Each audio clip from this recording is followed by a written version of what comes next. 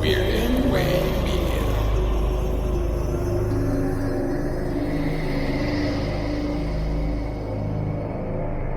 Hello, twisted humans. Do you find yourself wanting to know more about the latest murder, conspiracy, cult, or haunting? Then this is the podcast for you. I'm Alicia. And I'm Sierra, and this is Twisted and Uncorked. Hello, and welcome to episode 183, part 2 of your favorite podcast. When we left off in part 1, we had just talked about Natasha Montgomery, a 23-year-old mother of 2. Sadly, Cody would continue taking beautiful women from the world too soon before his arrest in November of 2010. But before we get into all of that in this part 2 of our coverage, Alicia, do you have a fun fact for me? I do. It was the first fun fact that I saw when I mad scrolled through the 853 hard to believe facts. Okay. And I have learned that I am the opposite of a kangaroo. Okay. Kangaroos are capable of living for several months without drinking a drop of water.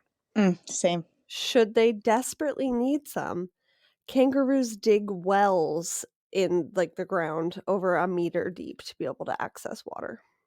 Same as in I'm the same as you, the opposite of a kangaroo, because fuck that. And another fun so there's 3 kangaroo facts in a row. Got And I'm actually terrified of kangaroos now. I've learned that they can get up to 7 feet tall. Fuck that noise. Have you ever seen a kangaroo with muscles? No.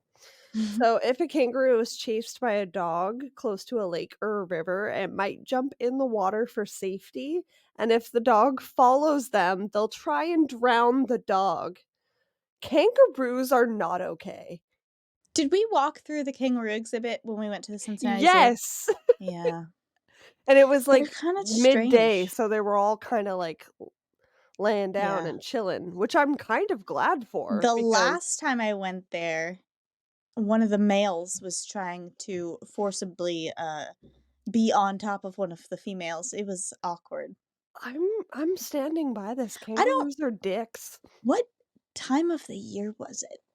Was it end of Mating summer? season. No, because I say that because as soon as we left out of the kangaroo exhibit, we went to the penguin exhibit, and 2 penguins were for sure mating. And my nephew Ev, we were like, "Look, they're wrestling," because he loves wrestling. Yeah, it was for sure mating season up in there. Okay, Oh my god. kangaroos are scary. Don't like it. Yeah. The whole that they can get up to 7 feet tall thing, I was like, that's taller Yeah. than people. I'm good. Kangaroos sound like the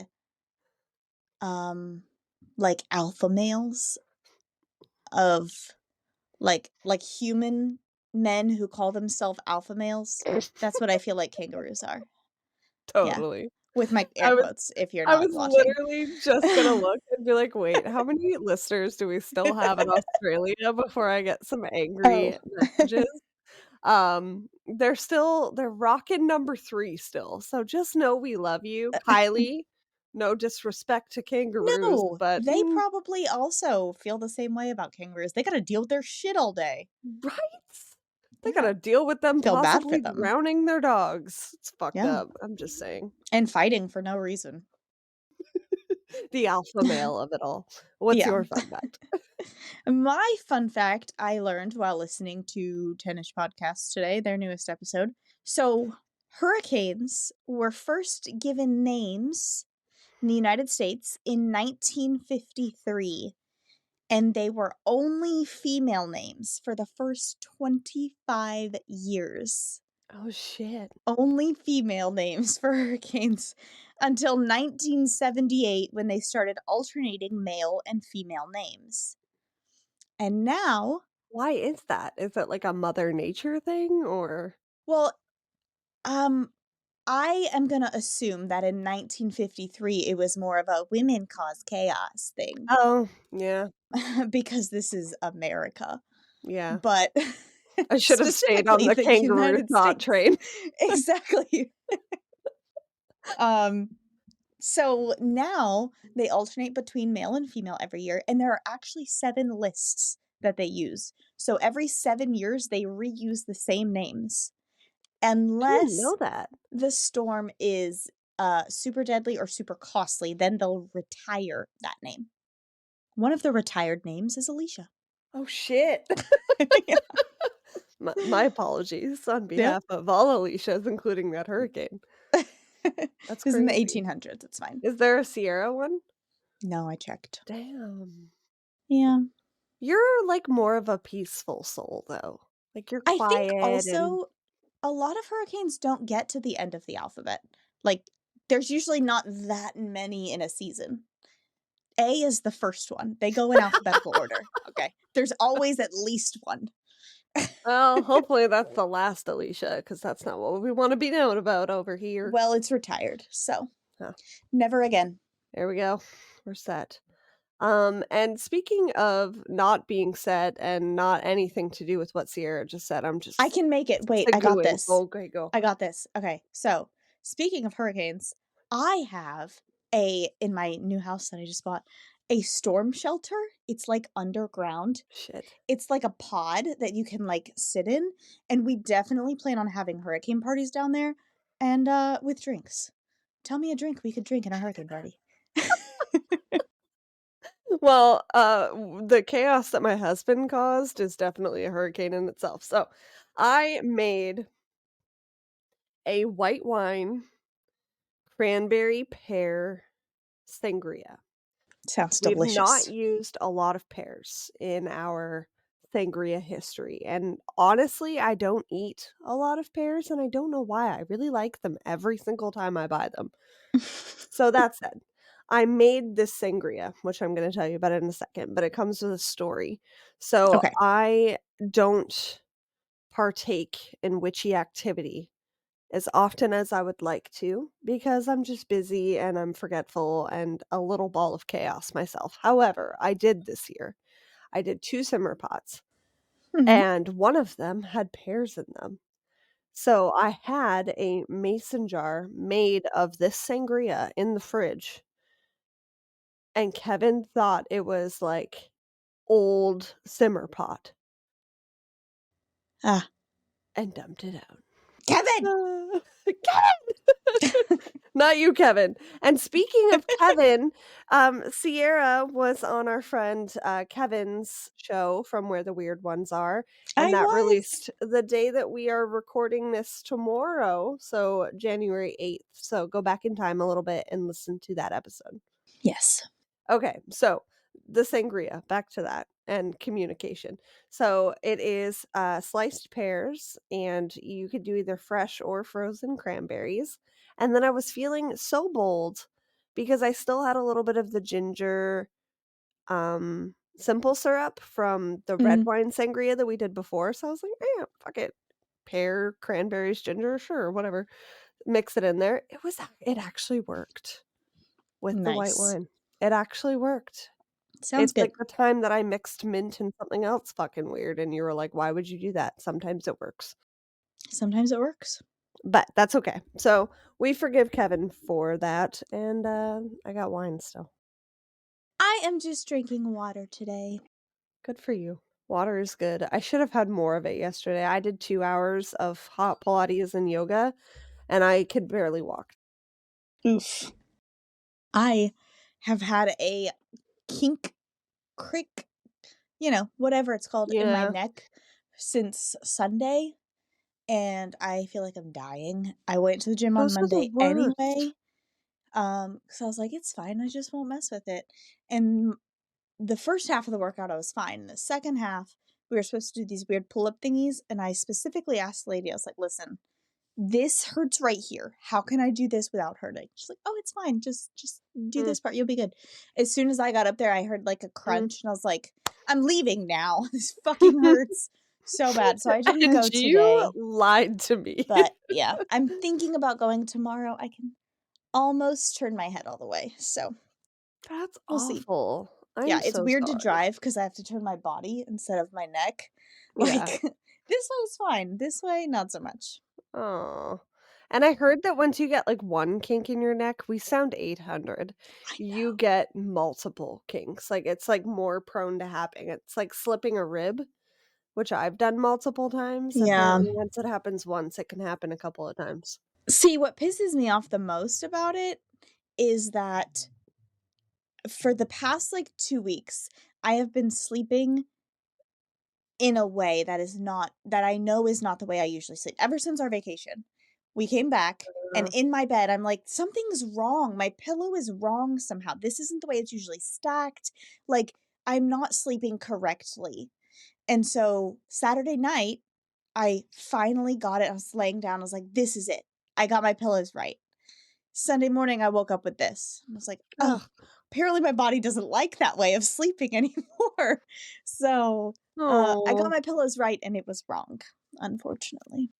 I told that's the most relatable Yeah. statement ever. And I heard somebody told me that you have to replace your pillows every 6 months. I'm like, "Ma'am, who has the money or the fucking time? I haven't replaced my pillows in at least a year and a half." I haven't replaced my pillows. I don't know. I've had these the whole time we lived in the Tennessee apartment. That's like 5 years. I just But replace they're my not pillow sheet every other day or yeah, whatever. That's yeah. all. That's yeah, see, I feel like that's normal. Somebody was like, "No, you're supposed to replace your pillow," and I was like, "I bought a memory foam pillow. That's like Yeah, a it's supposed to remember. $150 pillow. Like, why would I replace that every day? It's supposed to remember, I hate you." Um, but it is, so I'm like, "That's chaos." But my point Ugh. to that being, somebody told me that if you start getting neck kinks, that means it's time to replace your pillow, and I was like, Well, I was cleaning my garage and I found in the attic an entire bag of brand new pillows. So maybe "Bonus, I'll pull one of those puppies out. bonus." Yeah. And speaking of bonuses, if you would like to hear about Sierra's new house, you gotta come join us over on Patreon. Yes. All right, we are going to get right back into this terrible, awful serial killer case. But first, we are going to hear a quick promo from Beyond the Shadows. Okay, we are going back to September of 2010 when sorry, when Natasha Montgomery was reported missing. Cynthia Maas, 35, had last been seen on the 10th of that month and was reported missing on the 23rd. She was an Indigenous woman and described as incredibly sweet and trusting, a bit of a hippie type. Cynthia, like the others, had also suffered from a drug addiction, but was in the process of getting clean. She made efforts to check in regularly with friends and family and was attending AA and NA meetings, but when she was last seen, her family was worried that she may have relapsed. Cynthia also engaged in sex work previously to offset the cost of her addiction, and her family was particularly worried about her being in this lifestyle due to an undisclosed disability in which her family stated she was mentally more vulnerable than other women her age. Cynthia's family had known something was off, but after nearly 2 weeks, they filed a missing persons report. She wouldn't go that long without talking to someone. Her only goal at the time of her disappearance was to get custody of her young daughter again after she was taken away due to the addiction. Given where she was at the time of her disappearance, it is not completely clear how Cody and Cynthia would have crossed paths, but Prince George isn't a very large town, and tragically, her body would be found on October 9th in L.C. Gunn Park in Prince George during a police search for her. She was lying just tucked behind the tree line of the park. Her pants had been pulled down, and she had suffered blunt force trauma and a number of stabbings. The autopsy report stated her injuries were consistent with someone violently stomping on her. That's fucking awful. It's so bad. And it's like, we always like to say that these people are so much more than their addictions, and it's extra sad to me when somebody's literally on the precipice of trying to pull their life together and then somebody like fucking Cody comes along and Yeah. wrecks that. Evidence tying Cody to Cynthia included a sock found in his apartment and an axe in the corner of his room, both containing traces of her DNA on them. An axe? An Jesus. axe. What the fuck? Also, sir, again, like Sierra said in part 1, how dirty is your house? Seriously. Like, Why do you have a axe bloody with DNA axe in on the it? corner of your Yeah. like, that's just ugh. Thank you for being dumb, but also you're disgusting. Disgusting.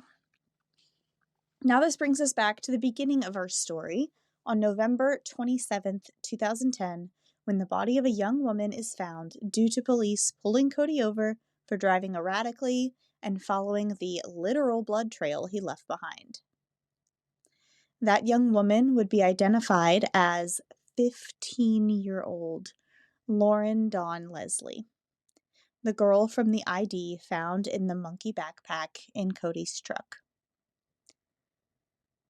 Loren was the daughter of Doug and Donna Leslie, a divorced pair who had mastered co-parenting amicably for the sake of Loren, who handled all of it very well. Loren was born with a genetic condition that made her legally blind. She had no vision in one eye and about 50% in the other, but she never let that get in the way of what she wanted to do. At the time of her murder, she was in the 10th grade. She was incredibly smart and described as caring and compassionate. She had always loved people and was very empathetic towards major public issues that most girls her age probably could care less about. All her life growing up, her goal was to do something to help others. Loren was also affectionately called a water baby. She loved just being in the water, swimming, boating, tubing, you name it, she'd do it. Loren was also very adventurous and could be known to push her boundaries, as all 15-year-olds are wont to do. So on November 27th, 2010, she had spent most of the day with her mom, and around 8 p.m., she told her mom she was going to meet with a girlfriend of hers for coffee. Her mom agreed, all was good there, but she wasn't actually going to meet a girlfriend. She was going to meet a guy that she had been chatting with online. Listen, moms. All of the red flags. Number 1, your 15-year-old should not drink coffee at 8 p.m. Okay. I read Sign that and I was like, number that's 1. something I would do. But also, I would beat my child. Not literally, but still. How No, fucking you are dare you not have having coffee at 8 caffeine p.m.? that late. Yeah. Oh my god, Ugh. it's so true, and, like, not blaming her parents at Oh, all, God, but, no. like or her for that matter, but it's like, I respect and admire Sierra's avenue of having relationships with her kids because you and what the relationship I had with my family most of the time, you don't want your kids to lie to you. Like, it's better to, like, know you're doing something fucked up, but at least know that you have a safe avenue or a safe person to go to. And when you don't really know what your kid is doing and stuff like this happens, it's just so scary. Yeah, I am the way I am with my children because I was this kid. I was the Loren Leslie. I did not tell my parents fucking anything I was doing. I lied all the time. I You ran had away coffee at multiple 8 o'clock times. at night. Yeah, I probably wouldn't have said coffee, because my parents would have said no to coffee, but I 100% would fill my backpack full of jingling alcohol bottles and say, "I'm going for a walk," and then go drink behind the freaking Target and see UFOs in the sky. Like, that happened all the time. The UFOs once, but drinking behind Target all the time. Okay. I was literally just gonna say, no, definitely the UFOs every Yeah. time. That's why she hosts this podcast. That's what happened. Also, Adderall is bad. Oh, well, I don't know. I don't know. Somebody For told me. asked me if I should be taking Adderall, so maybe. Um, oh, yeah. I just would like to and I know that we have, like, a younger listener group, like, not necessarily 16, 15, but I'm like, 17 to 21 is in there, and I'm like, "Listen to your parents, okay? God, Please. please, just tell them where you're going." Because Loren was from a small town and many of her friends lived in different towns, she spent a lot of time chatting with them online and, in the process, meeting new people. Loren and Cody had met a few weeks prior on Nexopia. Alicia mentioned this site when she covered the Richardson family murders. This is how Jasmine and her werewolf boyfriend had met. It was like MySpace, but only for Canada. Cody's username was One Country Boy, and Loren's was Bathe Sheep? Yeah, that sounds right. Bathe Sheep?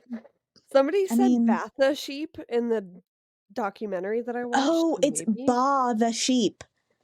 Like Oh, Ba. that's even I got it now. Ba the smarter. sheep. Yeah, Oh my god, we're all because so sheep say ba. dumb. Here, Sierra's got it. Alright. 'Cause sheep say "ba." Yeah, see? You and Lauren. Same, same. It was very clear they had very different intentions and reasons for talking to each other, though. When Loren was just being polite and meeting new people, all of Cody's messages were suggestive and sometimes even aggressively sexual, asking her what positions she liked. Jesus. Loren made efforts to change the topic every time this happened. She knew that Cody was 20 and would continually remind him that she was 15 and just wanted to be friends. So it's not like she lied Aw. about her age, okay? Yeah, She's like, I'm fucking 15, dude. The yeah. hell? I mean, other than lying about who she was meeting up with, and again, not victim blaming, she is doing everything right in this situation, and she's, like, a very emotionally sensitive and, like, "That's not what I'm interested in. I would Yeah. just like to keep the topic on this." So, I mean, I admire her for putting herself out there, especially living in a small town that Yeah. of that size and trying to find, like, other people close to your age, like, Mhm. oh, just Listen, makes me it's sad. hard to make friends in a small town as an adult. I can't imagine as a child. All right. Ugh. Oh, My kids only have friends that I make them be friends with. So, I mean, and school. That's it. yeah, it's hard. It's a good thing On she met a really weird Canadian on the internet, guys. Just saying. I meet people online all the time. On November 27th, Cody suggested that they meet up and have a drink. Loren conceded, requesting a chocolate mudslide. Again, Oh same. my At god, yum. 15, I was not in, like, I wanted to drink, but I'm not gonna, like, do shots of fucking tequila. Give me the Yeah, girliest shit or there the is. Mickey of vodka on the swing set, like, no thank you. Yeah, no. My drink of choice was Hypnotic. Tasted like Kool-Aid. Fucking delicious. Lauren also suggested they meet at her high school. This was a public area and a spot that she felt comfortable. Again, smart. Cody's mhm. Cody's purchase records show that he left the liquor store around 8:20 p.m. and then he showed up to meet with Loren. This would be the last time Loren was seen or heard from. Based on the blood found in Cody's truck, it is believed that Loren was brought from the school to the remote area up to the up the logging road and killed there. Then Cody made the rushed exit where he was pulled over by the two officers. After the discovery of Loren Leslie's body at the head of our story, Cody was moved from being held temporarily to being arrested for the murder of the not yet identified woman. And sadly, she wasn't even a woman, just a sweet 15-year-old girl. Police searched Cody's apartment and truck, gathering 3,000 pages worth of forensic evidence to use against him. They also interviewed all the people in his life who had regular interactions with him and were able to paint a picture of who he really was to use at trial. There are some inconsistencies with trial dates and whatnot in Cody's case, but according to courtofcanada.ca, his trial didn't start until August of 2014. So he just waited in jail for about 4 years. I that was the part I struggled with the most, and I know we mentioned it in part 1, but there's a lot of inconsistent dates, like, across the board, even, like, when he met and these women were found or when they were reported missing. I don't know what Wow. Canada is doing with their I'm sure you looked at the resources and stuff too, like, I found a different date in every documentary I watched or every article I read. Yeah. I think unfortunately, like, things like this even, which is why we try to gather the most consistent data, but even people in podcasts, if they say the wrong thing and don't correct True. themselves, and then people use that as a As a source, resource. like, yeah, Yeah. just because everyone's spreading so much information, Yeah, we're part of the sometimes it is problem, wrong. guys. No. We try not to be, but podcasts in general are for sure part of the But problem. listen, the ultimate goal is the story, so we're Right. bringing you the story. Exactly. And also, we usually tell you when we don't fucking know if this is right or not, okay? So take it with a grain of salt. Yeah, don't add us Anyway, at Google. Cody Legebokoff took the stand on August 26th, 2014, we think.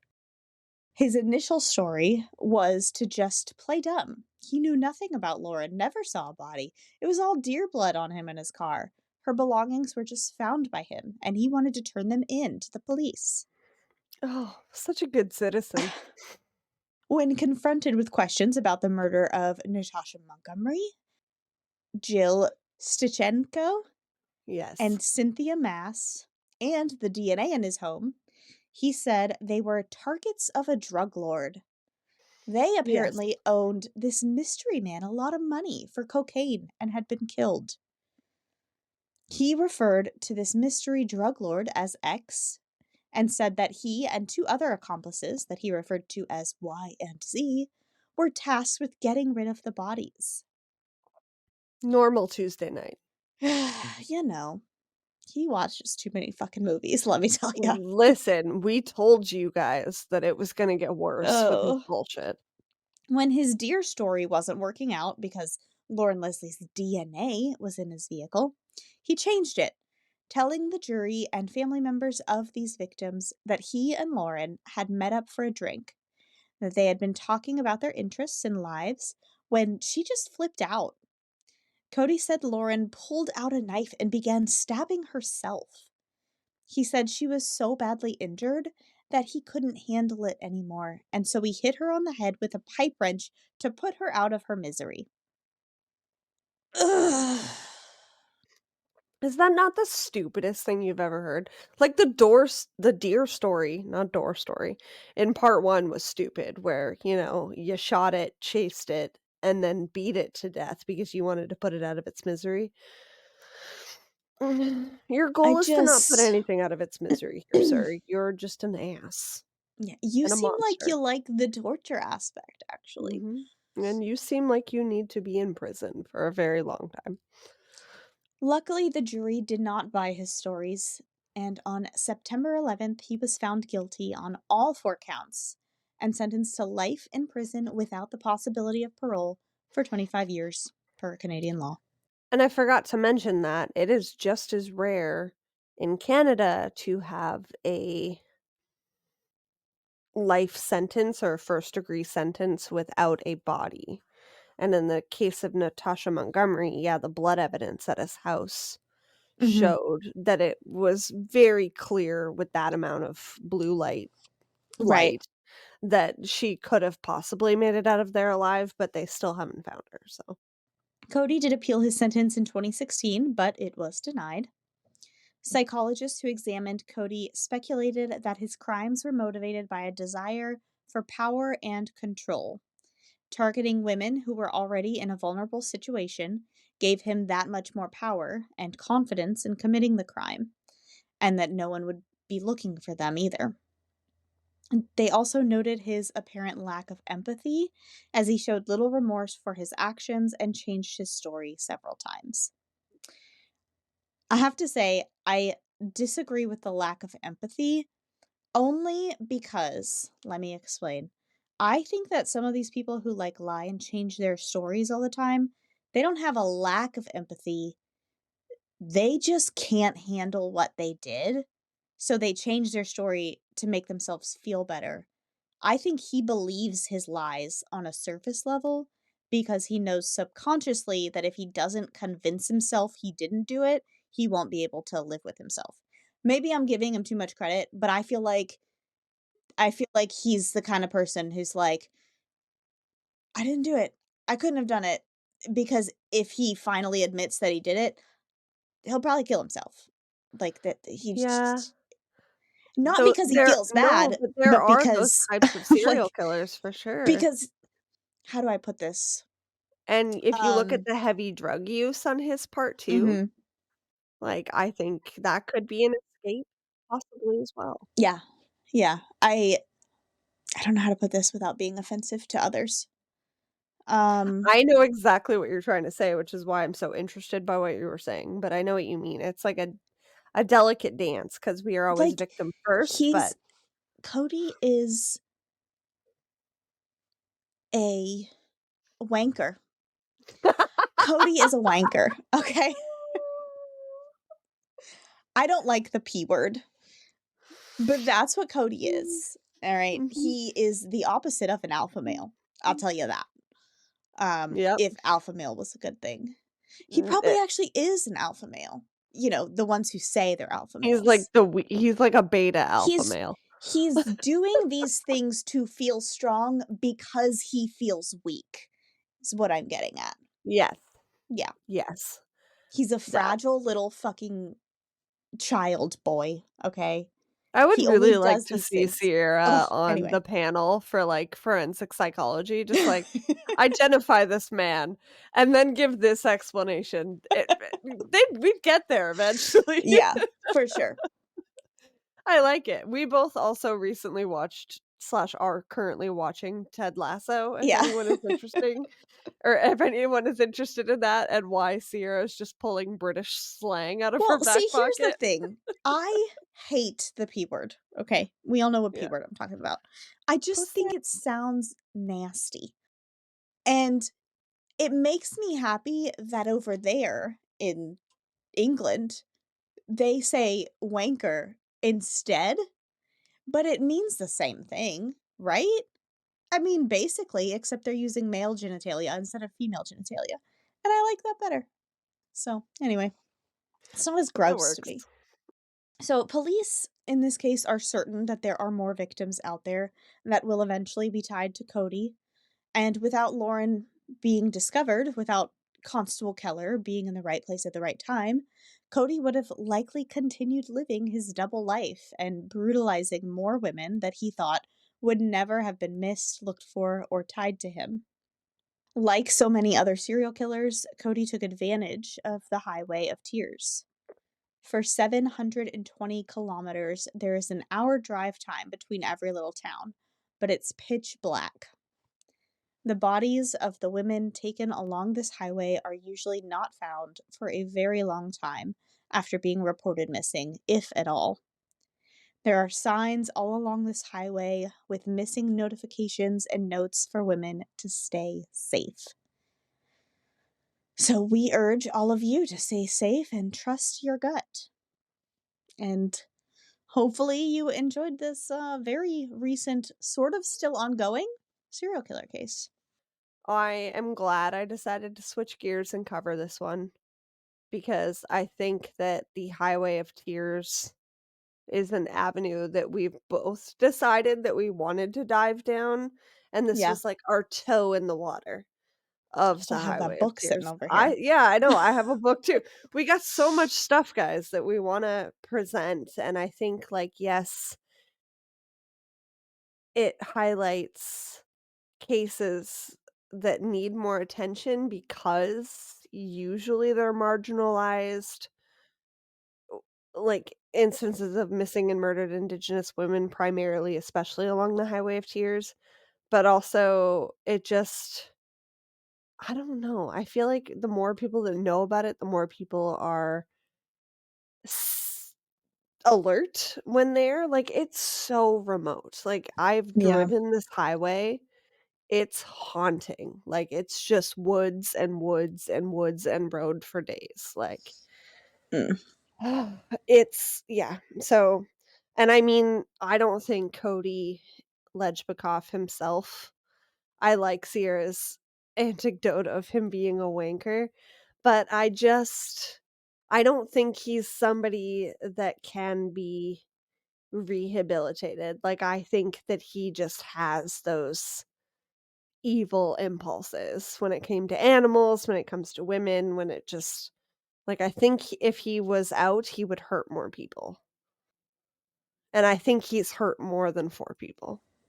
I think he's heard more than 4 as well. So, I'm hoping that he was as sloppy in the rest of his potential crimes as he was with these, because then that means that we can close more cases, but at the same time, it just makes me really sad. Well, seeing that it was 2014 and they have been through his house and car, doesn't seem like they're getting any more DNA that way, Mhm. but I'm sure his DNA is now in the system and slowly but As surely more as cases unfold, like yeah, Jill's, like, his and DNA was all over that scene. more rape kits and stuff get sent in for testing and all that. I'm Yeah, sure I'm sure his DNA will be found. yeah. So here's hoping for, I guess, more justice, but at the same time, scary. And I will say that my really good friend, my best gay, as I've affectionately referred to him as, he's fine with it. Um, Jason is born and raised in Fort St. John, which is very close to Fort St. James, which is where Cody is from. Yeah. And they were born in the same year. So they actually went to the same high school for probably 6 months before Cody moved to Prince George. Jeez. Yeah. Um, he didn't have Creepy. anything to say on that, but he was just like, "I know that name because I texted him. I was like, Yeah. "Hey, this is 15 minutes away." They probably only have 1 high school for Yeah. those 2 sub-cities, and lo and behold, that is correct. And, if you guys have any case suggestions or, lesser known, maybe coming together serial killers, let us know, because sometimes it's nice to not just give you a list of victims Yeah.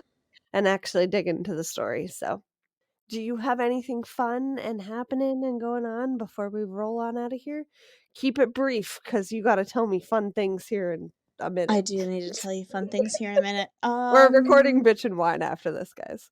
No, I mean, not that there aren't fun things, just that I can't specifically think of one, specific fun thing that isn't a bigger fun thing that's gonna be all over bitch and wine. So, Come hang out with us on Patreon. oh, I do have one fun thing. I'm sorry. No, I found go. this girl on Pinterest, not Pinterest, Etsy TikTok. today, Oh. and I want to shout her out, I guess, because this is super cool. It is a 2025 bucket list calendar that you can buy Oh. on Etsy. Every month has a different list of things that you do for that month. So, for instance, one of the Januaries that I am planning on doing, because it's super cool, is start a my favorite part of today journal. Oh. And every single month has different things. Anyway, a bucket list calendar is super awesome. Sounds amazing. Great idea. Made by Brooklyn Swenson. BrooklynSwenson. They're like $35, but they're That's super awesome, cool. though. Yeah, Yeah. and it's something you can use for the whole year. I will link Yeah. that in the show notes for you guys that actually go to those. We appreciate you. And, yeah, that does sound really neat. I got a new planner, as I do every Christmas, and I'm always super into finding a new way to appreciate the new year, and much like this bucket list calendar, and my favorite part about today, I'm trying to spin things positively with for every negative thing that I admit or acknowledge, I'm trying to Mhm. counter it with, like, one positive thing. Nice. To just be like, "Yeah, today fucking sucked, but I get to work with Robin," you know? Like, Yeah. um, so that's my little spin on that, and something that I'm positive about. And things that I'm looking forward to are me and Sierra have lots of fun stuff for 2025. I'm excited. Fun stuff.